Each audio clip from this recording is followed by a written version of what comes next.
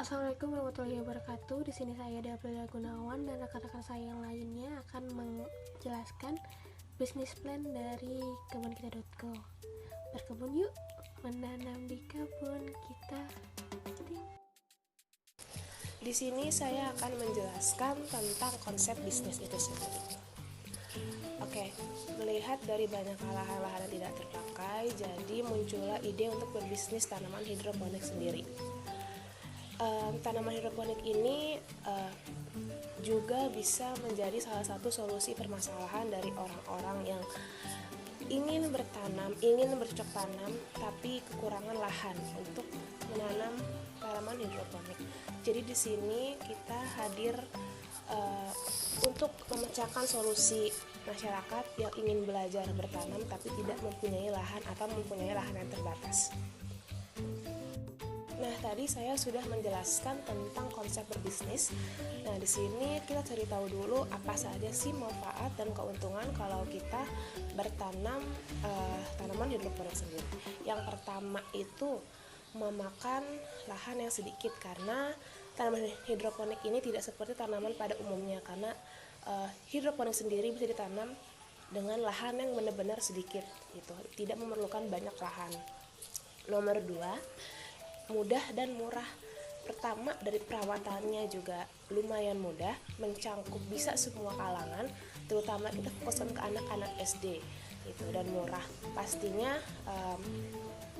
murah karena kita menjangkau kebutuhan masyarakat ekonomis maupun kelas rendah atau tinggi gitu. Yang terakhir, sarana belajar untuk semua kalangan usia. Di sini tadi saya bilang, di sini kita tidak memfokuskan untuk usia berapa, tapi kita menjangkau semua kalangan. Tapi yang kita pusatkan itu adalah untuk anak-anak SD beredukasi bagaimana cara menanam tanaman hidroponik ini sendiri. Di sini slide selanjutnya saya akan membahas tentang visi dan misi kenapa kami mengambil tanaman hidroponik sendiri. Pertama, ada visi. Visi kami adalah menjadi perusahaan tanaman hidroponik yang dapat bergerak di semua kalangan gitu. Khususnya masyarakat di era modern sendiri, karena banyak di masyarakat era modern ini yang mereka enggan bertanam atau enggan bercocok tanam gitu. Jadi kita hadir untuk kalangan-kalangan yang modern supaya mereka berminat bertanam, karena kita juga dari packaging kita yang bagus, yang modern juga, dan inovasi-inovasi yang bagus gitu sih.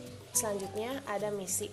Di sini ada 2 poin. Yang pertama, menjadikan hidroponik sebagai sarana berkebun yang tidak perlu menggunakan banyak lahan untuk menanamnya. Terus yang kedua, meningkatkan kapasitas pengetahuan, sikap, dan keterampilan dalam menanam tanaman hidroponik. Jadi di sini kita memfokuskan, kita tidak bertanam saja, tapi kita meningkatkan kapasitas pengetahuannya, educationnya, sikap, dan keterampilan dalam menanam tanaman hidroponik.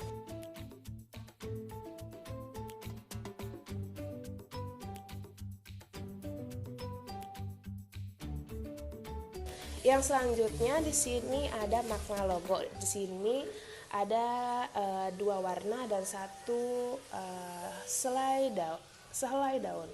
Nah, pertama warna hijau. Warna hijau sendiri menyimbolkan kehidupan, kesuburan, lingkungan sekitar. Terus selanjutnya ada warna putih. Di sini warna putih menyimbolkan memberi kesan sederhana dan cukup elegan. Yang selanjutnya ada sehelai daun. Sehelai daun merupakan organ yang penting di dalam tumbuhan sendiri. Selanjutnya di sini ada slide tentang tujuan jangka panjang sendiri. Di sini ada 4 poin penting. Yang pertama, memberikan edukasi bukan hanya kepada anak SD, tapi tadi saya bilang untuk semua kalangan yang ingin berminat menanam tanaman hidroponik sendiri.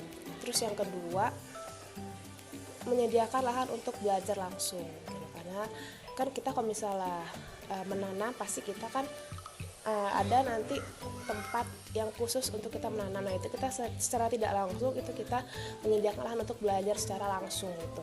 Terus yang ketiga, lebih inovatif dan kreatif. Karena di sini dari bahan-bahannya yang lumayan kreatif, mudah dicari, dan pastinya packaging kita juga tadi yang sudah saya bahas itu lebih kekinian, jadi disukai di semua kalangan, maupun anak SD ataupun yang sudah dewasa. Yang terakhir, membantu melestarikan lingkungan, karena kan namanya juga tanaman, berarti kita ikut dalam melestarikan lingkungan.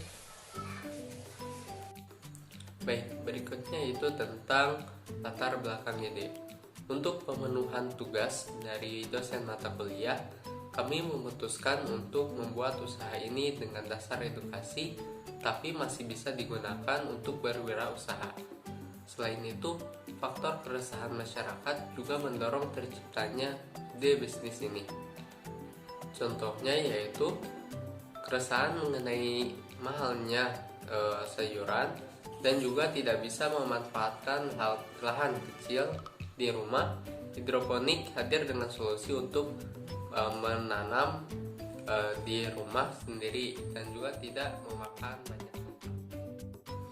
Baik, berikutnya itu tentang alat dan bahan. Untuk alat itu diantaranya ada pipa pralon, kerangka baja ringan, pompa air, bak air, netpot, rockwool, dan planel. Ya, sementara untuk bahannya sendiri itu ada box nutrisi hidroponik, benih sayuran, pupuk hidroponik untuk 10 liter, lalu ada nutrisi AB mix. Ya, berikutnya yaitu tentang manajemen dan organisasi. Nah, di sini ada yang pertama yaitu top manager, yaitu ada saya sendiri, Rizky Firmansyah. Berikutnya ada manajer keuangan, yaitu ada Meliana Muntaha. Yang ketiga, manajer produksi, yaitu ada Tamara Nur Aisyah dan Dea Aprilia Gunawan. Dan manajer pemasaran itu ada Mulkan Ajizul Haq dan Cecilia Krismana. Ya, baik, berikutnya itu tentang manajemen skill. Nah, yang pertama ada top manager, yaitu bertugas merencanakan kegiatan dan strategi perusahaan secara umum dan mengarahkan jalannya perusahaan. Bertanggung jawab membuat keputusan, tetap organisasi dan membangun tujuan serta rencana yang mempengaruhi seluruh organisasi. Yang kedua yaitu manajer keuangan. Tugas utama manajer keuangan yaitu bertanggung jawab untuk membantu perencanaan bisnis dan pengambilan keputusan dengan memberi nasihat keuangan yang sesuai. Lalu yang ketiga, manajer produksi, yaitu tugasnya ialah melakukan perencanaan dan pengorganisasian jadwal produksi, menilai proyek dan sumber daya, persyaratan, serta menentukan standar kontrol dan sebagainya. Nah, berikutnya yaitu tentang manajer pemasaran.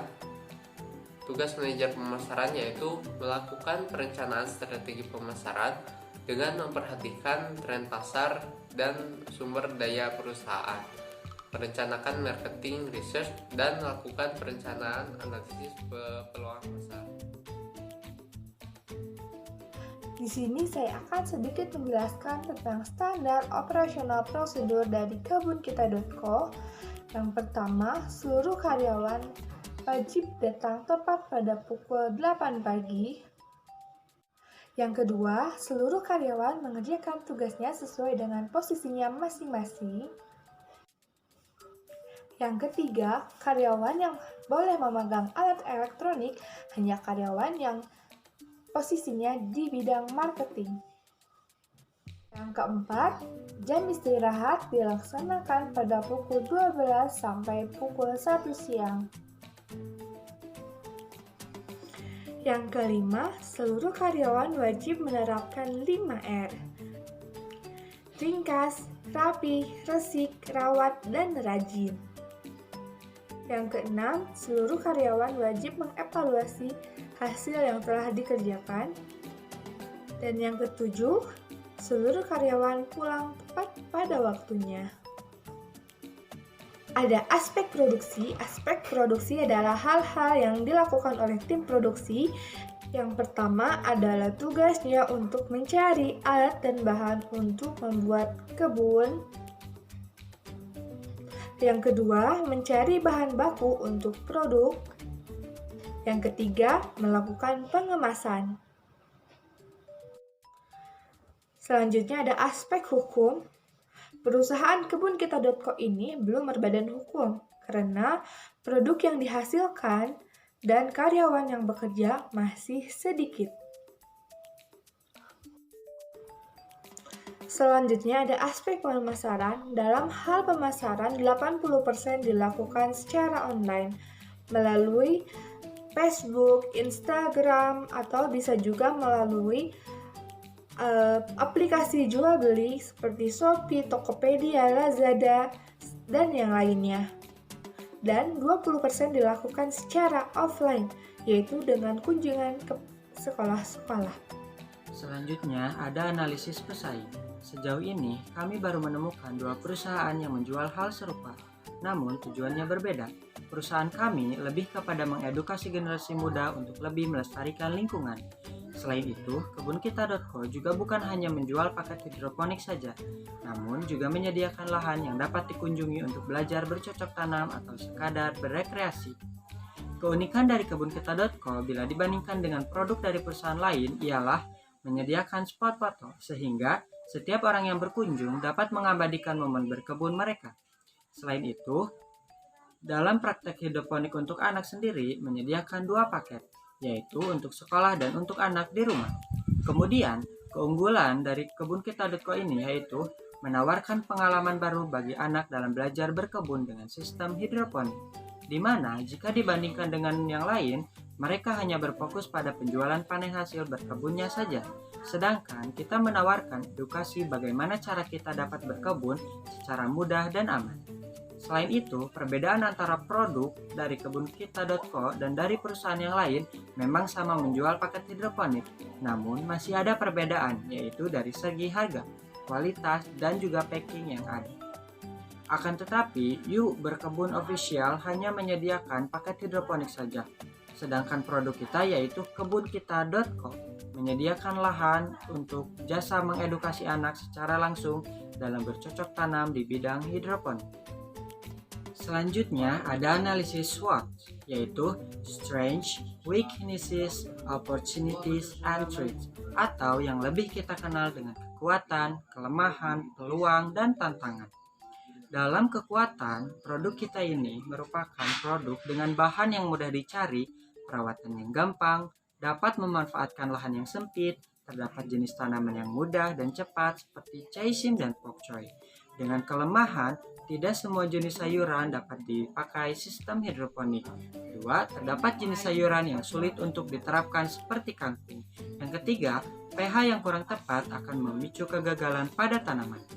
Peluang dalam produk ini yaitu menarik karena masih jarang yang mengelola sistem hidroponik untuk memfokuskan ke sekolah dan dapat membantu membangun karakter mandiri anak. Dengan tantangan, biaya yang cukup besar untuk bahan, kemudian serangan hama pada tanaman, lalu kemungkinan pertumbuhan tanaman yang tidak ideal.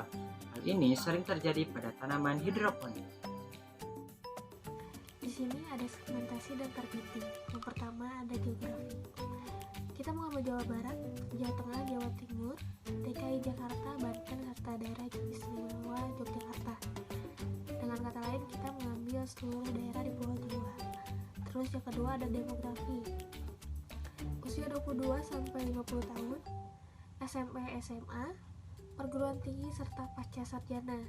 Golongan berpenghasilan menengah sampai golongan berpenghasilan tinggi dari 450 sampai 900.000 ke atas. Terus ada psikografi. Kita mengambil nurtuters, experiential, dan succeeders. Selanjutnya ada positioning atau penempatan. KebunKita.co menempati posisi pada penyedia hidroponik untuk siswa sekolah dasar yang juga diunggulkan dengan menawarkan tempat edukasi hidroponik yang bisa dikunjungi oleh siswa SD maupun anak-anak yang hendak belajar terkait tanaman hidroponik. Tagline slogan, berkebun yuk, di kebun kita. Saya akan menjelaskan mengenai kalkulasi biaya. Yang pertama yaitu biaya peralatan. Ada 4 alat yang dibutuhkan dalam usaha kami. Yang pertama yaitu pipa, kemudian pompa, fiber transparan, dan yang terakhir yaitu baja ringan. Yang pertama pipa. Kuantitas yang dibutuhkan yaitu 1, harganya yaitu 20.000. Kemudian ada pompa. Kuantitas yang dibutuhkan yaitu 1, harganya 25.000.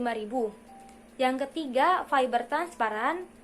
Kuantitas yang dibutuhkan yaitu 1, harga 60.000. Dan yang terakhir, baja ringan. Kuantitasnya 5, harga total 75.000. Jadi, total biaya peralatan yang dibutuhkan yaitu 180.000. Yang kedua yaitu biaya bahan baku. Ini merupakan rincian bahan-bahan yang digunakan dalam paket. Yang pertama ada bibit, kemudian busa rockwool, misting, botol, pot kecil, sarung tangan, buku panduan, dan pupuk. Ini merupakan rincian biaya yang digunakan dalam 10 paket. Yang pertama ada bibit, jumlah barang 1. Karena 1 bungkus bibit saja dapat digunakan dalam 10 paket. Harga satuan 18.000, harga total 18.000.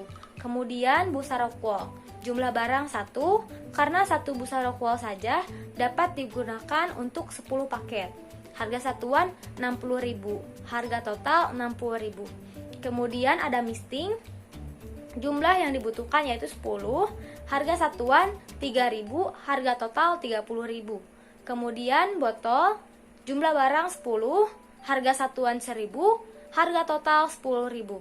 Kemudian pot kecil, jumlah barang 10, harga satuan 1.000, harga total 10.000. Kemudian sarung tangan, jumlah barang 10, harga satuan 10.000, harga total 100.000. Kemudian buku panduan, jumlah barang 10, harga satuan 5.000, harga total 50.000. Kemudian yang terakhir yaitu pupuk, jumlah barang 1 bungkus saja, karena 1 bungkus juga sudah dapat digunakan untuk 10 paket. Harga satuan 15.000, harga total 15.000. Jadi total biaya bahan baku yaitu 293.000. Dan yang kedua yaitu listrik, 1 bulan 50.000, total 50.000. Maka total dari biaya operasional yaitu 80.000. Yang ketiga yaitu biaya lain-lain. Ada 3 biaya yaitu biaya untuk packaging, stiker, dan banner. Packaging jumlah 10, harga satuan 5.000, harga total 50.000. Kemudian stiker jumlahnya 10, harga satuan 500, harga total 5.000. Kemudian yang terakhir yaitu banner, jumlahnya 1, harga satuan 75.000, harga total 75.000. Jadi total biaya lain-lain adalah 130.000. Kemudian ada harga pokok penjualan. Harga pokok penjualan diperoleh dari biaya produksi ditambah biaya pendukung, kemudian dibagi kuantitas barang yang dihasilkan. Maka HPP yaitu biaya produksi sebesar 293.000 ditambah biaya pendukung sebesar 55.000, kemudian dibagi kuantitas barang yang dihasilkan yaitu 10. Maka HPP yaitu 34.800. Kemudian ada harga penjualan. Harga penjualan diperoleh dari HPP ditambah margin. Margin yaitu laba yang ingin dicapai. Laba yang ingin dicapai dalam usaha kami yaitu 30% dari HPP. Maka harga penjualannya yaitu 34.800 ditambah 10.440. Maka hasilnya 45.240. Karena tanggung maka dibulatkan menjadi 45.000. Kemudian ada laba bersih. Laba bersih diperoleh dari laba kotor per bulan dikurangi biaya operasional. Maka laba bersihnya yaitu 550.000 dikurangi 80.000 sama dengan 470.000. Payback period yaitu 683.000 dibagi 470.000, maka hasilnya 1,4 bulan. Nah, kesimpulan yang kita dapat dari penjelasan-penjelasan sebelumnya yaitu kebunkita.co merupakan bisnis yang berfokus membantu proses belajar anak dalam bidang lingkungan karena dapat melatih soft skill dan kesabaran anak. Terima kasih sudah mendengarkan video ini. Mohon maaf bila ada salah kata dan kekurangan. Assalamualaikum warahmatullahi wabarakatuh.